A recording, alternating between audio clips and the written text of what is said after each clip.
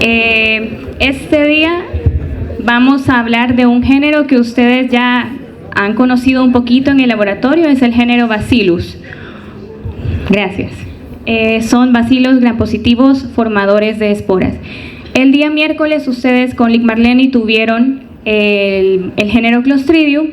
Si ya revisaron por casualidad su libro de texto, este género está con el género Clostridium en el mismo capítulo, por las características que acabo de mencionar. De entrada usted ya sabe más o menos de qué vamos a estar hablando este día, ¿ok? Así que he visto que se han estado portando relativamente bien en las clases.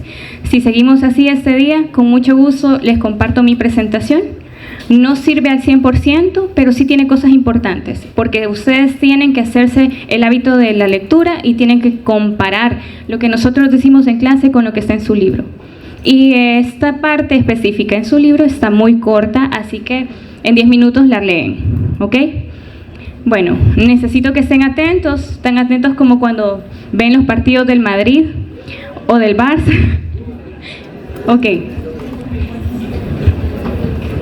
Rapidito vamos a mencionar los objetivos que ustedes ya tuvieron que haber revisado en su programa. Vamos a describir las características generales de los bacillus, así como las características morfológicas, microscópicas y fisiológicas de este género. Vamos a revisar los factores de patogenia, que en este género específicamente son pocos. Guardemos silencio, por favor. Son pocos, pero son muy importantes, así que tienen que conocerlos.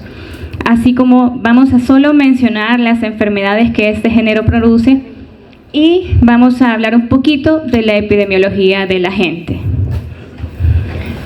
Más o menos este es el orden en que voy a desarrollar la clase, como subtemas: generalidades, morfología, fisiología, factores de patogenia, patología y epidemiología.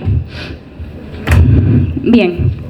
El género Bacillus, para comenzar, vamos a decir que forma parte de la familia Bacillacea o Bacilliaceae. Yo le digo a mis grupos que yo voy a mencionar las bacterias, si bien algunas tienen forma de pronunciarse, yo las menciono tal y como se escribe, para que ustedes se hagan una idea de que tienen que memorizarse esto, porque lo que vemos en Transmisibles 1 les va a servir obviamente para la 2, ¿ok?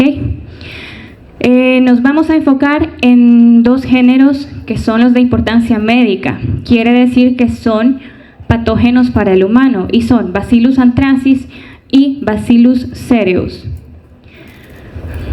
Bacilos gram-positivos formadores de espora. Como generalidades de ambas especies vamos a tener que son cosmopolitas, que quiere decir que están alrededor del mundo.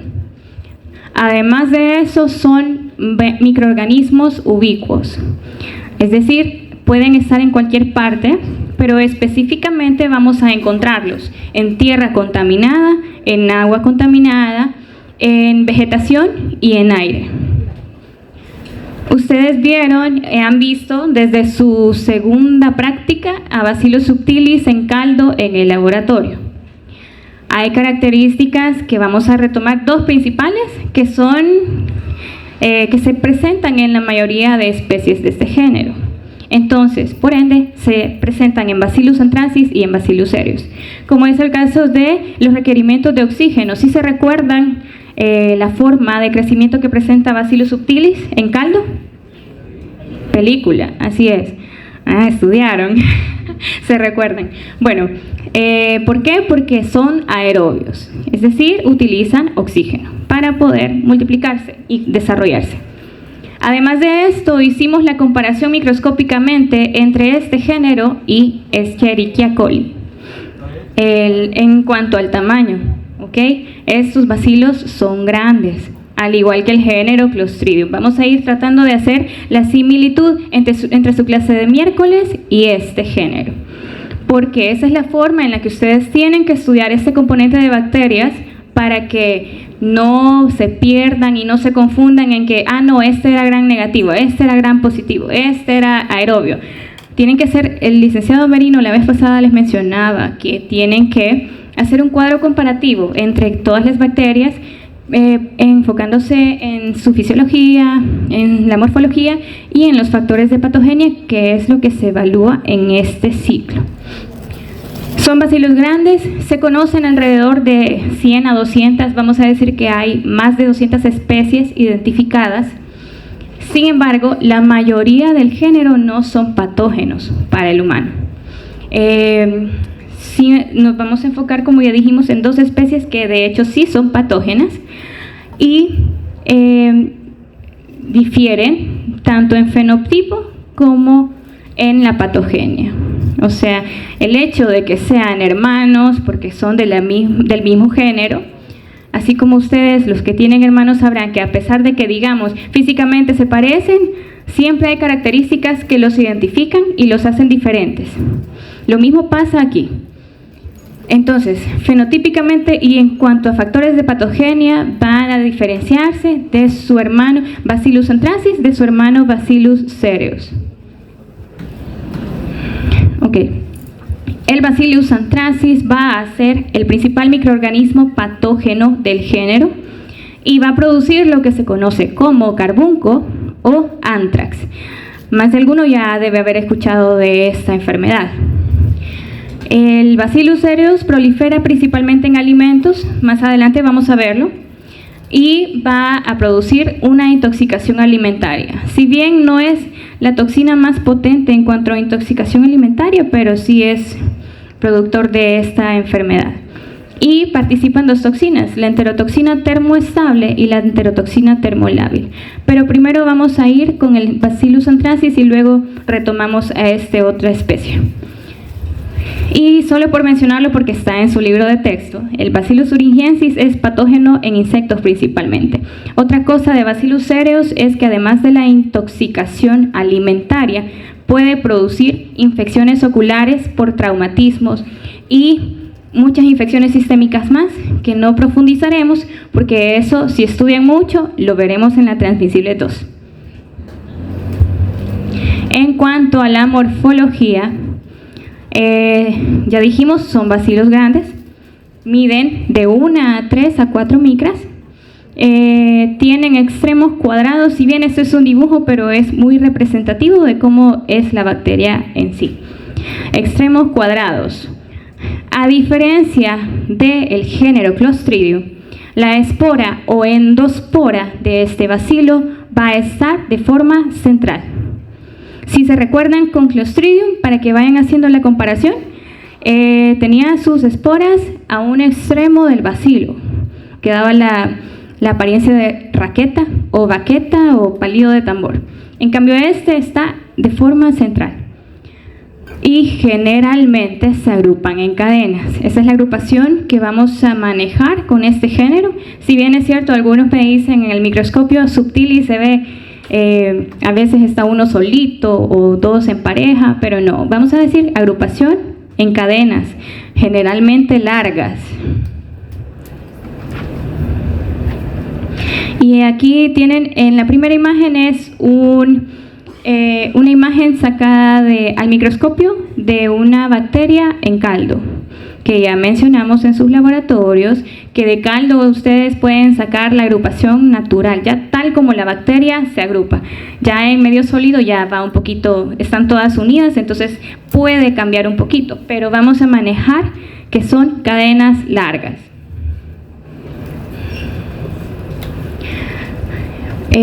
Bacillus anthracis, ahora nos enfocamos en esta especie.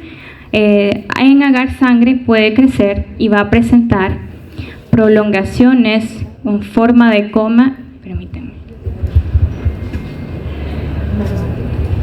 Perdón, me salté un montón, ya decía yo. Ok.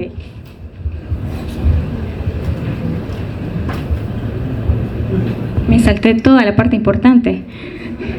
Ok.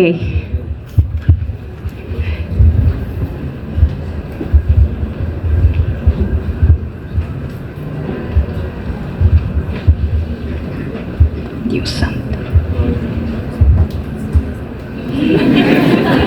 Terminó la clase. Mentiras.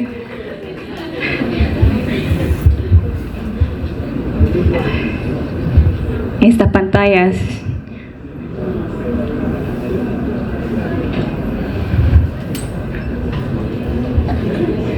Denme un segundo, ya retomo.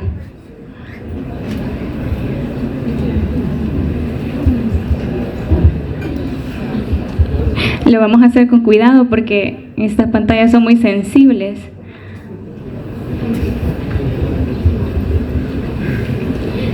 Bueno, ya vieron la clase, así que nos podemos mentiras.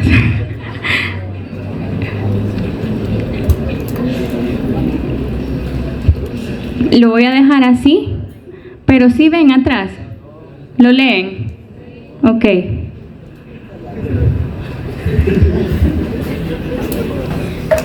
Terrible. Ok.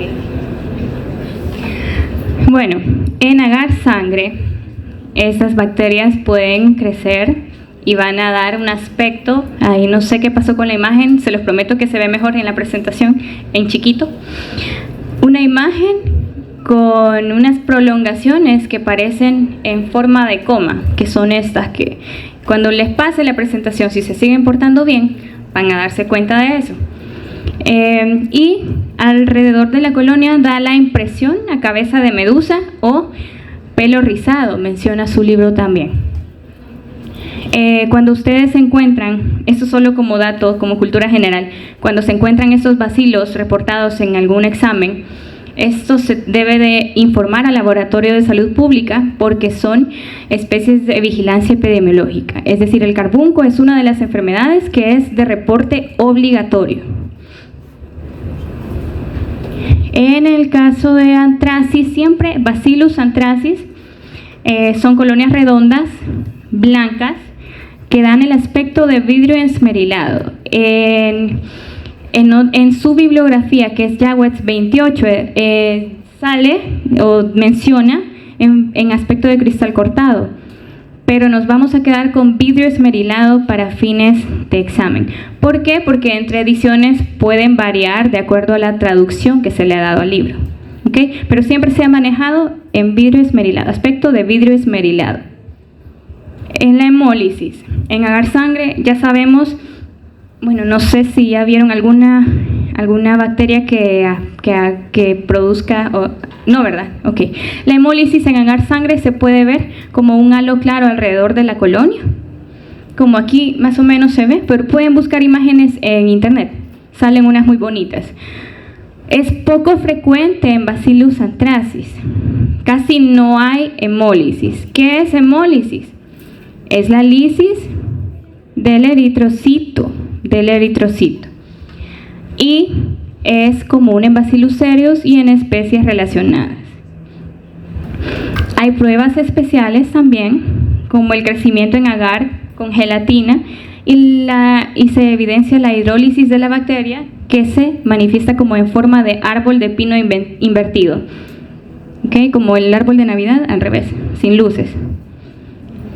Y en cuanto a la fisiología de Bacillus anthracis, vamos a tener que en medio sólido, y eso es importante, no está ahí, y me parece que no está en su libro de texto, porque nosotros revisamos otras bibliografías también. En medio semisólido, Bacillus anthracis no presenta movilidad, a diferencia de Bacillus cereus y otras especies que sí presentan movilidad. Y esto es una movilidad por enjambre o swarming para los que no hablan español. ¿Y cómo se da esto? Es un conjunto de bacterias que van moviéndose en forma helicoidal gracias a flagelos perítricos que estas bacterias poseen.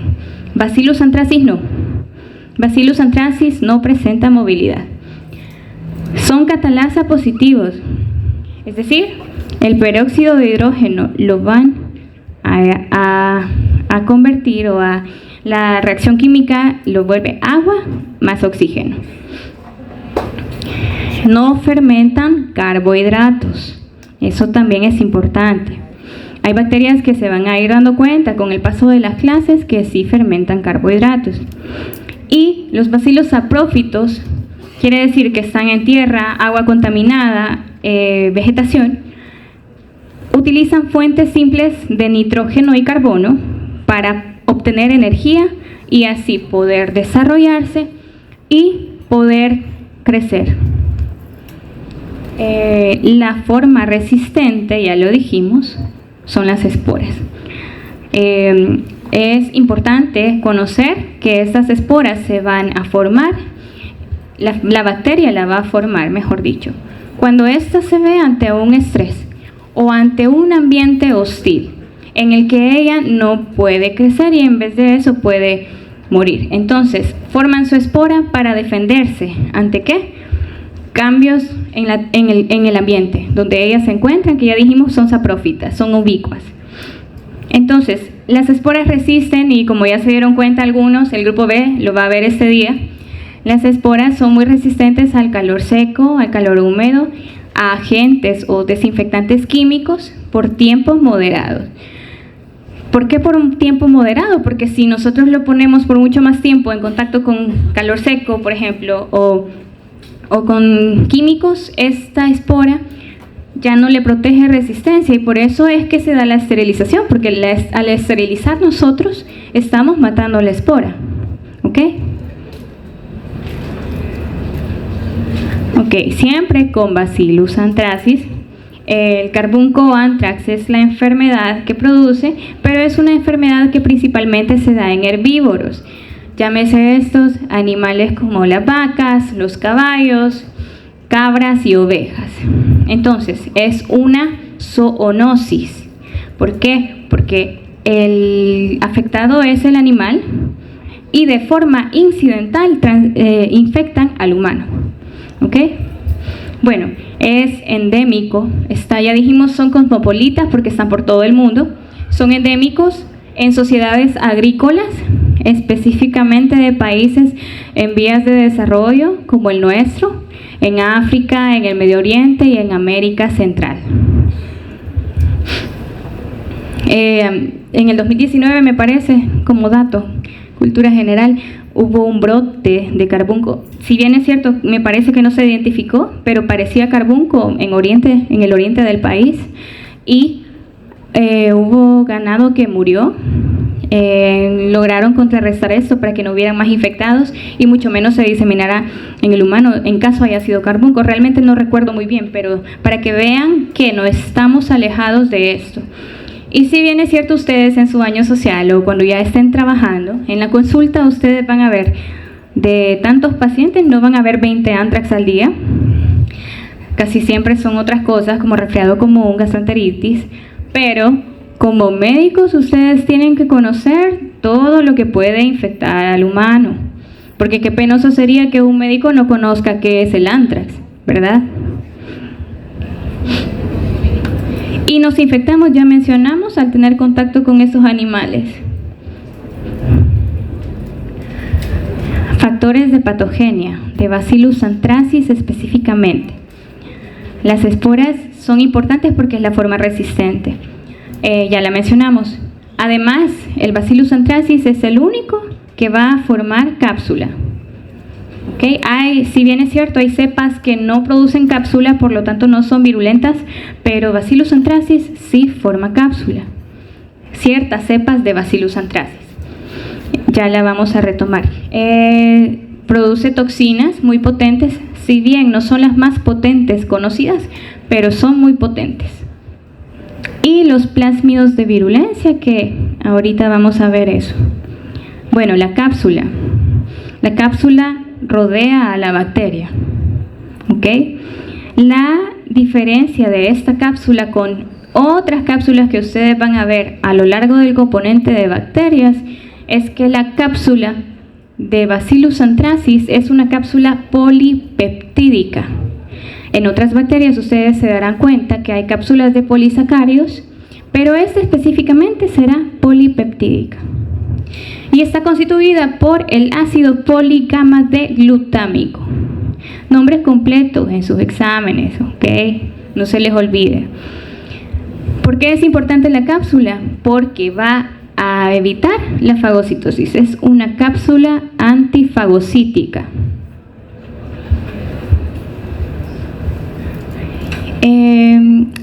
Las toxinas del carbunco son dos toxinas. Pongan atención en esto, que es un poco trabado al inicio, pero ya van a ver que lo van a entender muy bien. Toxinas 2. ¿Cómo se conforman? Se conforman por 3 proteínas principales, que son el antígeno protector, o PA, por Protective Antigen en inglés, las siglas, factor de edema y EF, y el factor letal LF. Entonces, para formar las toxinas, se da una combinación entre estas 3 proteínas, de 2 en 2. El factor del edema, junto o en combinación con el antígeno protector, va a formar la toxina del edema. Esta toxina, ya que el factor de edema actúa como una adenilciclasa, provoca que haya una acumulación de líquido al interior de su célula, de la célula. Entonces, eso produce el edema celular y tisular. Entonces, el factor letal, en combinación con el antígeno protector siempre, va a producir la toxina letal. Es decir, el factor de edema en combinación con el antígeno protector, las dos conforman la toxina, es decir, son parte de la toxina del edema, y el factor letal en combinación con el antígeno protector son parte y conforman la toxina letal, que va a ser el principal factor de virulencia. ¿Por qué? Porque esta toxina es la que se encarga de la muerte celular y por tanto del individuo. ¿Quedó claro? ¿Tienen dudas con esto? ¿No? Claro, como la horchata. Vamos a ver. Ok, entonces, al interior, esta es su célula, esta es la célula hospedera, y vamos a tener que el antígeno, no sé qué pasa con las imágenes, se ve mejor en la compu, ya van a darse cuenta. El antígeno protector tiene receptores propios en la célula y se une. Al unirse, va a formar un canal de membrana o un poro en la membrana, y por medio de ese poro va a permitir el ingreso al interior de la célula del factor del edema o del factor letal. ¿Okay? De ambos, pero por separado, porque ya vimos que por separado funcionan con las diferentes toxinas. Entonces, luego de eso se da la combinación de las proteínas y se conforman las toxinas. Ahí hay otra imagen para que... Cabe mencionar que los receptores están en todas partes, en músculo esquelético, en corazón, en pulmones, en cerebro, etc. Los plásmidos de virulencia, esto es importante. El gen que codifica lo de la cápsula, que ya vimos, la cápsula polipeptídica, se va a encontrar en el plásmido PXO2, P minúscula XO2. Y los genes de la toxina del carbunco se encontrarán en el plásmido PXO1. ¿Ok? Anoten. Vaya, miren. Esta lámina me puede traer problemas, espero que no. Yo pedí permiso. Ya mencionamos en esta materia, en la 1, no nos interesa mucho la clínica propiamente dicha, mucho menos el tratamiento. Pero solo quiero mencionarles los 3 tipos generales de carbunco que puede haber: cutáneo, por inhalación o respiratorio, y gastrointestinal. Estudien para que lo veamos el otro ciclo. Bueno, la patología: el huésped susceptible, el hospedero susceptible, los microorganismos van a proliferar, sus cápsulas van a estar íntegras y se rodean de un líquido proteínico que contiene leucocitos, pero son pocos. Por eso es susceptible, son pocos leucocitos, y entonces esto da paso a que se pueda diseminar en el torrente sanguíneo. A diferencia del género Clostridium, Lic Marleni les mencionó que no se disemina en el torrente sanguíneo porque es un género anaerobio. En cambio, carbunco, pues ya vimos, el género Bacillus sí es aerobio, por lo tanto puede diseminarse en el torrente sanguíneo. Y cuando el hospedero es resistente, igual los microorganismos proliferan en pocas horas las cápsulas se desintegran, hay una acumulación masiva de leucocitos y eso hace que la bacteria quede circunscrita o localizada y no se disemine. Porque el carbunco es una enfermedad seria, pues puede, aunque sea el cutáneo, que usted piensa, en la piel es irrigada, ¿no? Entonces todo puede siempre hacerse una septicemia o una enfermedad sistémica. Pero bien, eso ahorita no lo vamos a profundizar. En cuanto a la epidemiología, ya dijimos, son ubicuos, están en la tierra, en el agua. Esto pasa cuando, por ejemplo, muere un animal infectado con carbunco, no lo enterraron, no lo quemaron y la espora queda viable por décadas la bacteria con su esporita. Germinan a pH de 6.5 o un poquito más y a temperatura adecuada. ¿Cómo nos infectamos? Al tener contacto con animales infectados o productos de estos, como lo son la lana, pelos, cuero, todo lo que tiene que ver con animales herbívoros. Bien, dejando Bacillus anthracis, pasamos a Bacillus cereus. Este es un poquito más corto. Esa clase es corta y es bonita también, no por lo corta, sino porque es bastante digerible. Bacillus cereus. La morfología, ya la mencionamos.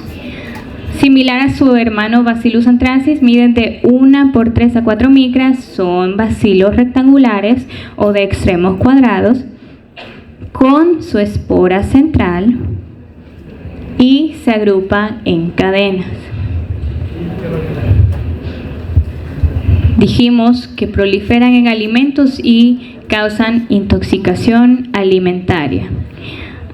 A partir de dos toxinas que se forman, que son la enterotoxina termoestable, que va a dar la forma emética, y la enterotoxina termolábil, que dará la forma diarreica.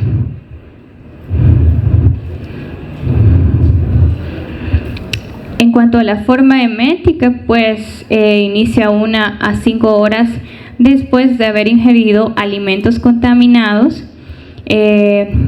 La forma emética principalmente por la ingesta de arroz frito o productos alimenticios que son a base de harinas, como lo son las pastas. Y las que van a producir la toxina son las células vegetativas, eso recuérdenlo. La célula vegetativa es en la forma infectante que va a producir las toxinas.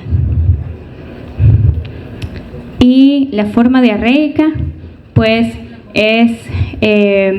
un poquito más larga. La incubación va de 1 hasta 24 horas y luego de haber ingerido alimentos, en este caso la forma diarreica es principalmente por consumo de carnes o consumo de salsas. Y lo mismo, la célula vegetativa es la encargada de producir la toxina.